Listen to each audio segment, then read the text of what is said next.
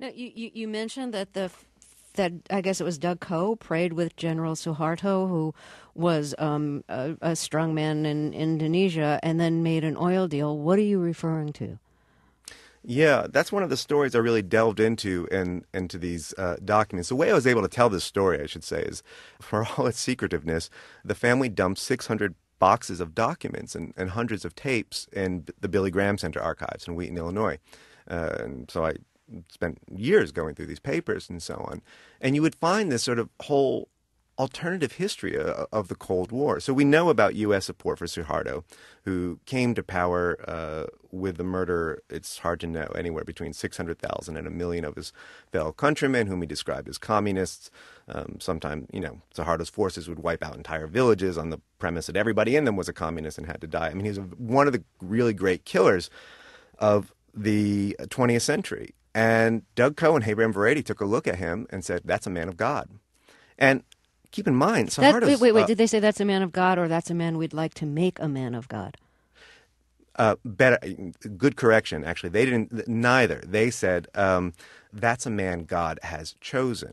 And this is an issue that they always deal with. When they know that the dictators they're dealing with are often, pretty scary guys. But they'll say, look, God chooses who he wants to work with. So God wants to fight communism. Suharto is a man who's fighting communism, and he's killing 1 million people. And, well, just look at the Bible, they'll say. The Bible is filled with, blood and killing and so on. God works in mysterious ways.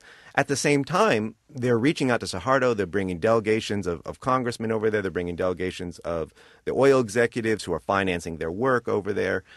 One oil man named Harold McClure wrote in a memo that was then circulated among congressional members that he'd had an hour-long meeting with Suharto and some of the oil people around Suharto. Suharto, of course, controlled the 8th largest oil company in the world at that time.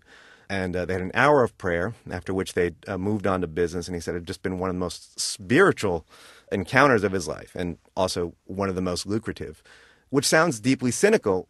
But when you understand the family's perspective, it's not. They see the wealth and influence and power in this kind of dumbed-down Calvinism way as a sign of their selection, or literally their election by God, that they've been chosen for this wealth, for this influence.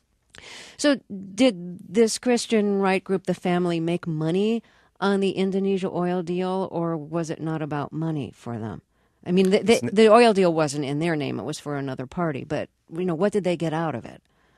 The family, it's never about money for the family. And I think this is important for secular folks and liberal folks to understand about fundamentalism in general, and this organization in particular. They really believe what they believe. They believe they're working for God. This is not a cynical exercise. What they got out of it was the sense that they were helping Suharto do his work as God's chosen man for this country.